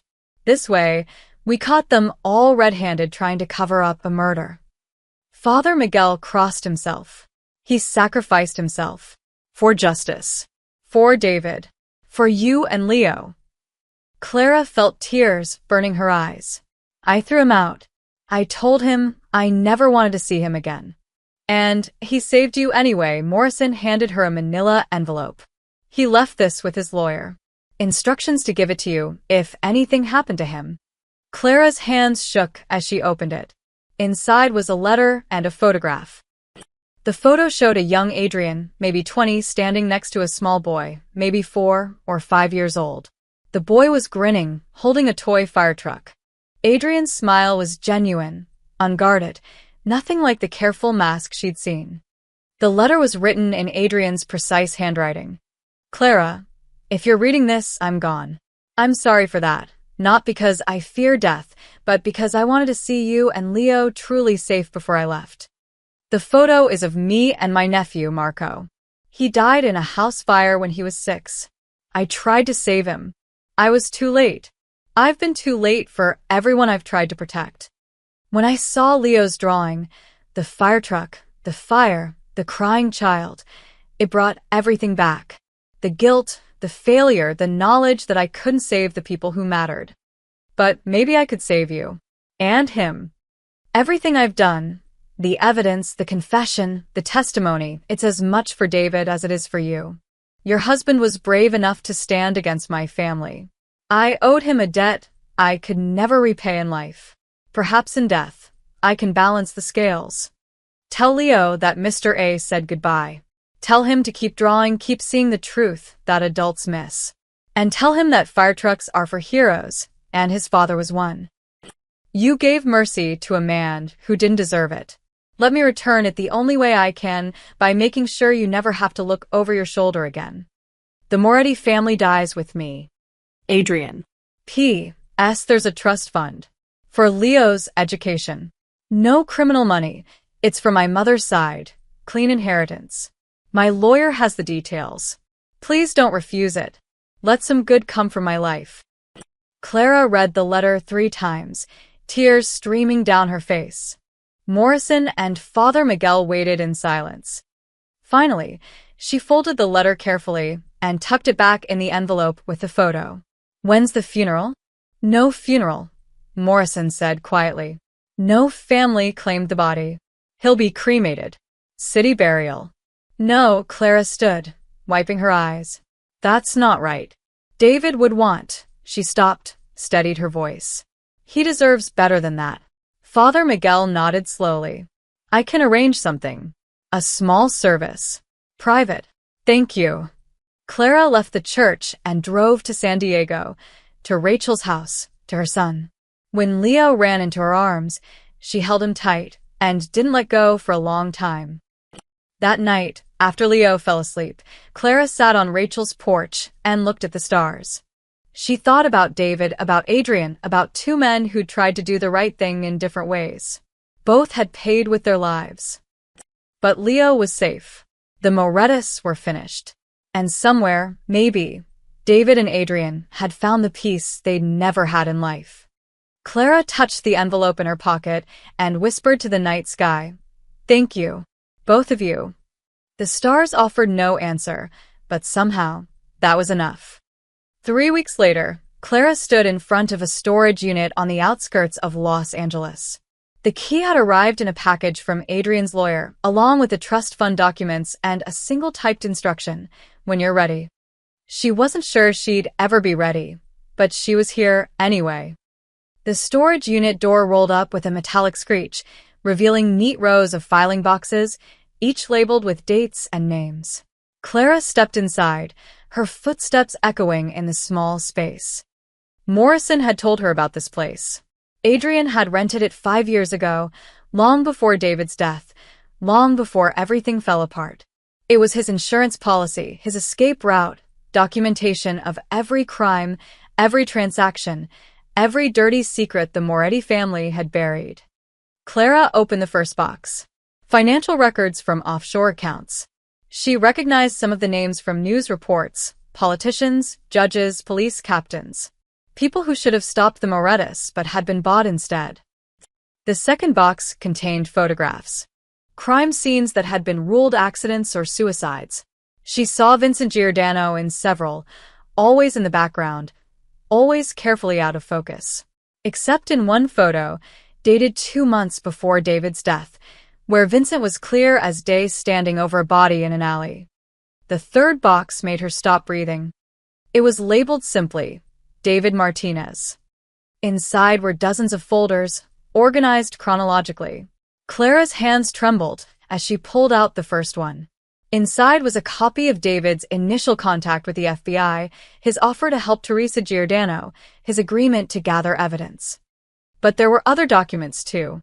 Notes in Adrian's handwriting, warnings he'd tried to send through intermediaries. Vincent's escalating. Target acquisition confirmed. Need to pull informant immediately. And responses from people whose names were redacted. Source is valuable. Continue monitoring. They'd known. The FBI had known David was in danger and hadn't pulled him out. Clara sank to the floor, rifling through more files. There were transcripts of conversations Adrian had recorded. Vincent plotting David's murder, Carlo giving approval, Vico orchestrating the timing. And through it all, Adrian trying to delay, deflect, warn. One transcript made her stop cold. It was dated 3 days before David died. Adrian, this is wrong. Martinez is just trying to help a woman and her kid. Carlo, he's seen too much. He knows too much. You want him to testify against us? Against your own blood? Adrian, there are other ways. We can disappear. Start over somewhere. Carlo, you're weak. Just like your father. This is why Vincent handles the hard jobs. Adrian, if you do this, I'm out. I'm done with the family. Carlo, you're never done with family, Adrian. Blood is forever. Now get out of my sight before I forget you're my nephew. Clara pressed her fist against her mouth, stifling a sob. Adrian had tried. He'd actually tried to save David, tried to stop it, and been overruled by the very people who were supposed to be his family. The last folder in the box contained something that broke her completely. A handwritten letter from Adrian, dated 2 weeks after David's funeral. It had never been sent. Dear Mrs. Martinez, you don't know me and you never should. But I was there the night your husband died. I tried to pull him from the car. I was too late. I know this is meaningless, but I'm sorry. Your husband was brave. He was good. He was everything I'm not, and never will be. I can't undo what my family did, but I can make sure it means something. I'm collecting evidence. Everything they've ever done. Everyone they've hurt. Someday, I'll bring them all down. For David. For Teresa and her daughter. For every innocent person who got caught in our war. I don't expect forgiveness. I don't deserve it. But I needed you to know that someone remembers.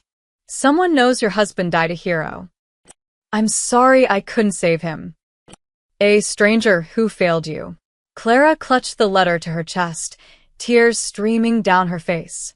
All this time, she'd thought Adrian was just another criminal trying to save himself.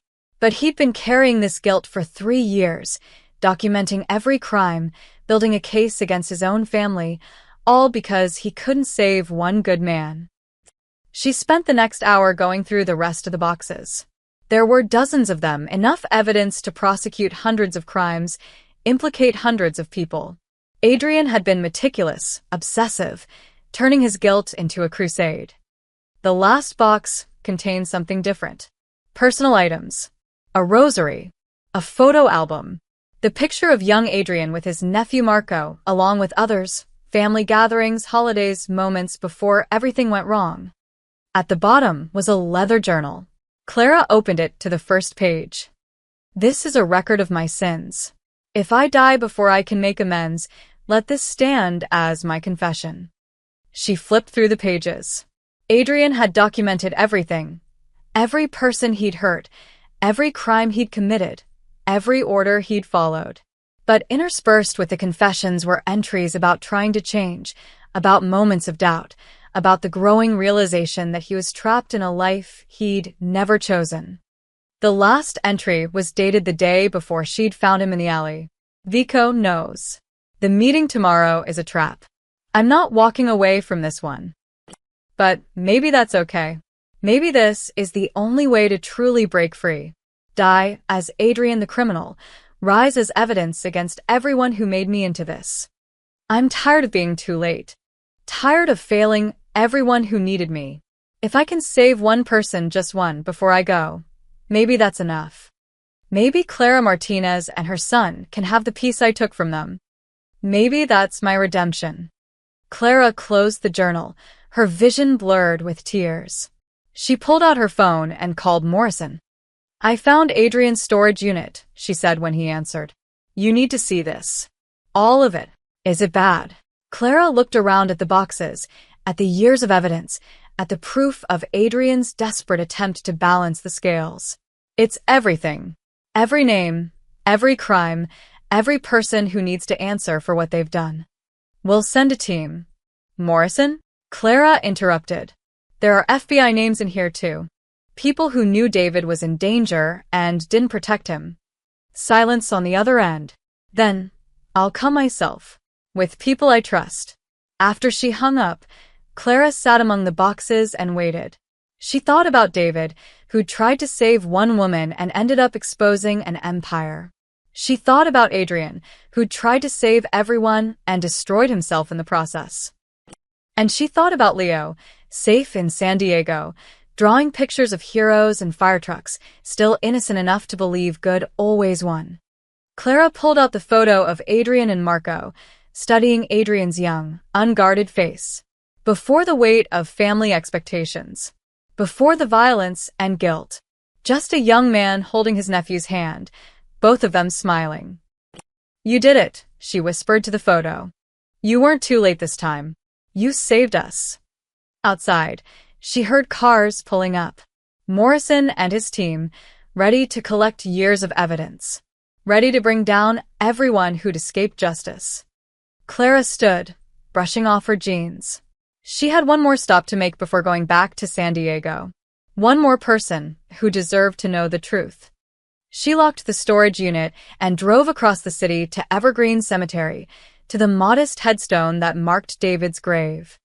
Someone had left fresh flowers. Clara knelt, touching the cold marble, and pulled out Adrian's unsent letter. "I found him, David," she said softly.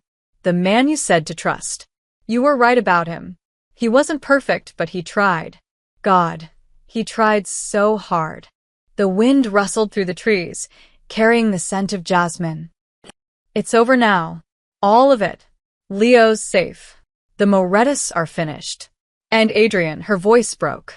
"Adrian made sure your death mattered. Made sure you didn't die for nothing." Clara placed the letter on the grave, weighing it down with a smooth stone. Then she stood, wiping her eyes. "I love you," she whispered. "Always." As she walked back to her car, Clara felt something shift inside her. The weight she'd been carrying for 3 years, the anger, the confusion, the betrayal, it didn't disappear, but it loosened its grip. She had answers now. She had justice. She had the truth. And somehow that was enough to start healing. 6 months later, Clara stood outside Murphy's diner with a paintbrush in her hand, staring at the freshly painted sign above the door. The old flickering letters were gone, replaced by bright blue script that read, "Leo's place." "Mom, you spelled it right, didn't you?" Leo called from inside, where he was helping arrange tables. Clara smiled. "Yes, baby. I spelled it right." The renovation had taken 3 months, and every penny she'd saved, plus some help from an unexpected source. The insurance money from David's death, which she'd never been able to touch, had finally felt right to use. And the trust fund from Adrian. After weeks of wrestling with her conscience, she'd accepted it, but only for Leo's education and this one dream. A second chance. That's what the diner represented. Rachel had driven up from San Diego to help with the grand reopening. She emerged from the kitchen carrying a tray of fresh coffee cups. The espresso machine works perfectly. Adrian's lawyer knew what he was doing with that equipment list. Clara had found the list tucked into the trust fund documents, detailed recommendations for commercial kitchen equipment, sustainable suppliers, even menu suggestions. Adrian had thought of everything, planned for a future he'd never see. He would have liked this, Father Miguel said, arriving with a box of pastries from the church bake sale. A place of community, of hope. He was a criminal, Clara said automatically, though the words had lost their edge. He was a man who made terrible choices, then tried to unmake them. The priest set down the box. That's the definition of redemption, Clara. Not perfection, but the attempt to be better. The bell above the door chimed. Detective Morrison entered, Chen right behind him. Both were in civilian clothes, smiling. "We heard there was a grand opening," Morrison said. "Thought we'd show support. And get free coffee," Chen added with a grin. Clara poured them each a cup. "Any news on the trials?" Morrison's smile faded slightly. "Carlo Moretti was sentenced yesterday. Life without parole. Vico got 30 years. We're still working through the others, but every single person Adrian documented is either in custody or on the run." "The FBI agents?" Clara asked quietly. 3 suspended, pending investigation. 2 already resigned. Morrison's voice was hard. "They failed David. They'll answer for it." Clara nodded, feeling a small piece of justice click into place. The morning passed in a blur of activity. Mrs. Chen arrived with her entire book club. Officer Boyd, Marcus's father, came in sheepishly to apologize for his son's comments and ended up staying for lunch. The diner filled with neighbors, regulars from Murphy's old days, and new faces drawn by curiosity. Leo worked the room like a natural host, chatting with customers, showing off the new sign, telling everyone his dad would have loved this place. Clara watched him with a mixture of pride and heartbreak. He was so much like David, kind, brave, seeing the good in everything. Around 2 p.m., during a brief lull, Clara stepped outside for air. The Los Angeles afternoon was warm, the street busy with life. She leaned against the brick wall, letting the sun warm her face. "Excuse me?" Clara opened her eyes. A woman stood nearby, maybe 40, with kind eyes and a little girl clutching her hand. The girl was about 8, with dark curls and a shy smile. "Are you Clara Martinez?" the woman asked. Yes. "Can I help you?" The woman's eyes filled with tears. "My name is Teresa Giordano.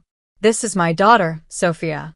I heard about the diner, about what happened with Adrian and the trials. I wanted to come thank you." Clara's breath caught. David helped you. He saved our lives." Teresa's voice shook. "We've been in Oregon, new names, new life. But when I heard about Adrian's testimony, about how he'd exposed everyone," she wiped her eyes. "Your husband died protecting us. And Adrian, he made sure Vincent could never hurt us again." Sophia tugged on her mother's sleeve. "Mama, can I tell her?" Teresa nodded, and Sophia stepped forward. "Mr. Adrian found us 2 years ago. He came to our house in Oregon and told Mama he was sorry. He gave us money for college for me. And he said," Sophia's small voice was clear and serious, "he said my life mattered, that what his family did was wrong, that he'd make it right." Clara knelt down to Sophia's level. "He did make it right. Both of them did. Your life matters very much." Teresa pulled an envelope from her purse. "Adrian gave this to me.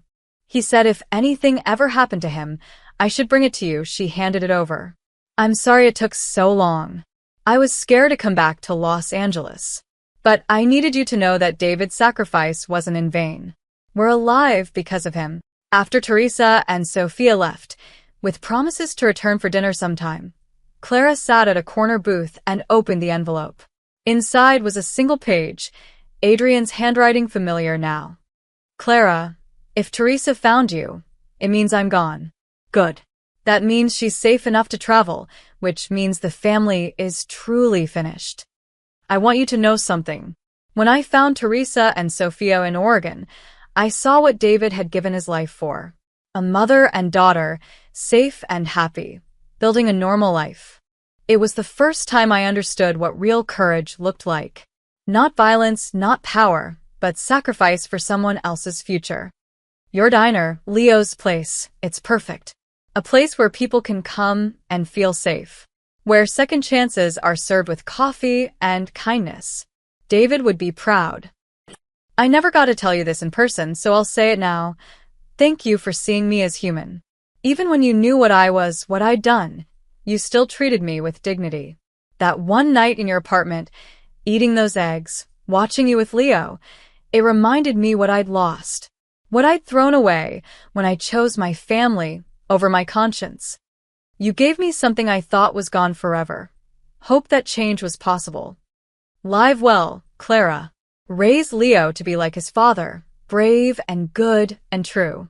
And maybe, sometimes, when you pour coffee and feed the hungry and make people smile, think about the fact that you saved a man who didn't deserve saving. And that man spent his last days making sure you'd never be afraid again. Thank you for mercy. Adrian. Clara read the letter twice, then carefully folded it and tucked it into her apron pocket. She looked around the diner, at the customers laughing, at Leo refilling water glasses with intense concentration, at the life she was building from the ruins of the old one. The bell chimed. More customers. Clara stood, wiping her eyes, and grabbed a menu. "Welcome to Leo's place," she said with a genuine smile. "What can I get for you today?" As she took orders and poured coffee and moved through the familiar rhythms of diner work, Clara felt something she hadn't felt in 3 years. Peace. Not the absence of pain. That would always be there. A dull ache where David should be. But peace with the truth. Peace with the complexity of men like Adrian, who could be both monster and savior. Peace with the knowledge that sometimes redemption came too late to save the Redeemer, but not too late to matter. That night, after the last customer left and Leo was asleep in the apartment upstairs, Clara stood in the empty diner and looked at the photo she'd hung behind the counter. David in his community service uniform, grinning like he'd won the lottery. Next to it, she'd hung something else. The photo of young Adrian with his nephew Marco, both smiling, before violence and guilt had stolen everything. "You're both here," she whispered to the photos. "Both of you watching over us. Both of you reminding me that people are complicated, that grace matters, that love is stronger than death." She locked up the diner and climbed the stairs to her apartment, to her son, to the future they were building. Behind her, the sign glowed in the darkness. Leo's Place. A diner of second chances. A monument to the men who died trying to do the right thing. And a promise that their sacrifice would never be forgotten. 1 year after opening, Leo's Place had become more than just a diner.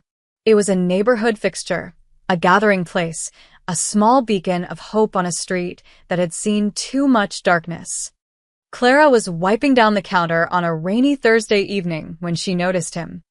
A man in a dark coat, standing across the street under the awning of the closed hardware store.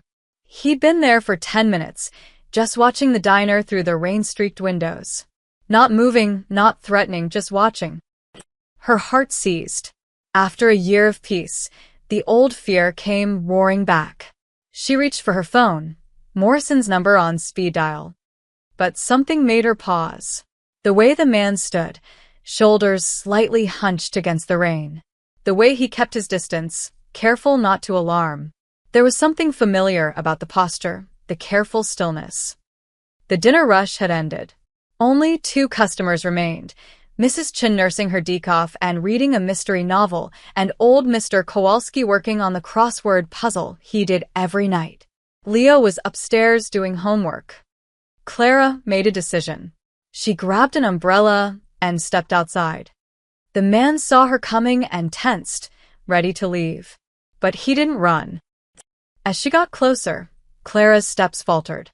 It couldn't be. It was impossible.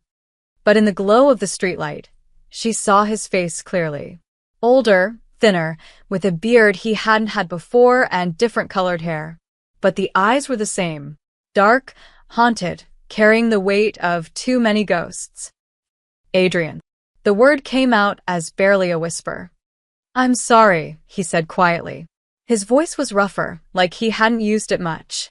"I shouldn't have come. I needed to see that you were okay." Clara's mind reeled. "You're dead." "I identified your body," Morrison said. "You identified a body that looked enough like me to fool people who wanted to believe I was dead." Adrian's smile was sad. "Vika wasn't the only one who could arrange things. I had help. People who owed me favors.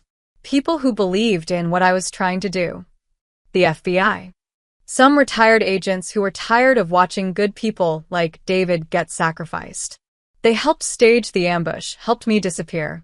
My testimony was already recorded, my evidence submitted. I was more valuable as a ghost than a witness." He looked at the diner, at the glowing sign. "I've been following the news. The trials, the convictions. It worked. The family's gone. Why come back now?" Clara's voice shook with emotions she couldn't name. Anger, relief, confusion, something else she didn't want to examine. "Because I'm leaving." For real this time. "Tomorrow I get on a plane to somewhere very far away, somewhere I can disappear completely. But I couldn't go without." He stopped, swallowed hard. "Without seeing that my death meant something. That you and Leo were safe and happy." Clara studied his face, this man who'd been dead for a year, who'd sacrificed everything to protect them. "You could have stayed dead. You didn't have to come back, even for this." "I know." Adrian's eyes met hers, and in them, she saw the same desperate need for absolution she'd seen that first night in her apartment. "But I realized something. You gave me mercy when I was dying in that alley. The least I could do was give you closure. Let you know that the sacrifice was real, that you weren't just another casualty in my family's war. You're not him anymore, are you? Clara said softly. The man who ran the Moretti family. The enforcer. That person really did die. Yeah, Adrian's voice was rough with emotion. He did. I don't know who I am now, but I'm trying to figure it out. Somewhere quiet. Somewhere far from all of this. They stood in silence, rain pattering on the umbrella Clara held over both of them. Inside the diner, Mrs. Chen looked up from her book, then discreetly looked away. Leo asks about you sometimes, Clara said finally. About Mr. A. He says you were nice. Adrian's face crumpled for just a moment. How is he? He's good. Smart, brave. Growing up too fast, Clara smiled despite everything. He still draws. Started a comic book about a superhero who helps people even though everyone thinks he's the bad guy. That sounds like Leo. Adrian took a step back into the shadows. I should go. I've already stayed too long. Clara caught his arm. He froze, looking at her hand on his sleeve like it was something miraculous. Thank you. For everything. For David's justice. For our safety. For trying. I was too late to save him, Adrian said, his voice breaking. But not too late to save us, Clara released his arm. That counts for something. That counts for everything. He nodded, not trusting himself to speak. Then he reached into his coat and pulled out a worn stuffed rabbit. Identical to Leo's, Mr. Hoppy. I noticed Leo's was getting pretty threadbare. This one. Adrian's voice was thick. This was Marco's. My nephew. I've been carrying it for 15 years, like a talisman. Like if I held on to it, I could somehow protect him retroactively. He held it out. But I think it should go to someone who's still here. Someone whose life I actually managed to protect. Clara took the rabbit, her eyes burning. He'll love it. Tell him. Adrian stopped, then tried again. Tell him Mr. A said to keep being brave. And to take care of his mom. I will. Adrian stepped fully into the rain, no longer protected by the umbrella. Goodbye, Clara. Live well. Be happy. Forget about ghosts. Some ghosts are worth remembering, Clara said softly. He smiled, a real smile, sad but genuine, and then he turned and walked away into the rain. Clara watched until he disappeared around the corner, a shadow dissolving into shadows. She stood there for a long moment, holding Marco's rabbit, rain misting around the umbrella's edge. Then she turned back to the diner, to the warm light spilling onto the wet pavement, to the life waiting inside. Mrs. Chun had paid her bill and left quietly. Mr. Kowalski was gathering his things. Clara locked the door behind him, flipped the sign to closed, and climbed the stairs to her apartment. Leo was at the kitchen table, surrounded by colored pencils and paper, working on his comic book. He looked up when she entered. Mom, you're all wet. Just stepped outside for a minute. Clara set Marco's rabbit on the table. Look what I found in the storage room. Must have been there from Murphy's old days. Thought you could give it to Mr. Hoppy as a friend. Leo's face lit up. He picked up the rabbit, examining it carefully. It looks old, like it has stories. I think it does, Clara said, running her fingers through his hair. Very old stories. But maybe it's ready for some new ones. Cool. Leo set the rabbit next to Mr. Hoppy, arranging them like they were having conversation. They can be brothers. Like superheroes have sidekicks. Clara kissed the top of his head. Exactly like that. That night, after Leo fell asleep with both rabbits tucked under his arms, Clara stood by the window looking out at the rain-soaked street. Somewhere out there, Adrian Moretti, or whoever he was now, was beginning a new life. A quiet life. A life earned through sacrifice and pain and the desperate attempt to balance impossible scales. She touched the glass, her breath fogging it slightly. Goodbye, she whispered. And thank you. The rain continued to fall, washing the streets clean, carrying away the last traces of blood and guilt and ghosts that had haunted this place for too long. In the morning, Clara would open the diner again. Customers would come. Coffee would brew. Life would continue in its beautiful, messy, complicated way. Leo would grow up surrounded by love and safety, never knowing the full truth of the man who'd helped save him. And somewhere, in some quiet corner of the world, a man who'd once been a monster would try to become something else. Something better. Not seeking forgiveness, that was impossible, but seeking peace. Clara turned away from the window and climbed into bed. For the first time in years, she fell asleep easily, without checking the locks twice, without listening for footsteps in the alley, without fear pressing down on her chest. The ghosts were finally quiet. The dead were finally at rest. And the living, they were learning slowly to do what seemed impossible a year ago. They were learning to live again. Outside, the rain stopped. Stars broke through the clouds. And on the street below, the sign for Leo's place glowed softly in the darkness, a promise kept, a life honored, a future built on the ruins of the past. A diner of second chances, where mercy was served alongside coffee, where redemption, however late, however incomplete, was always possible, where ghosts came to say goodbye, and where, finally, the living could be at peace. The end.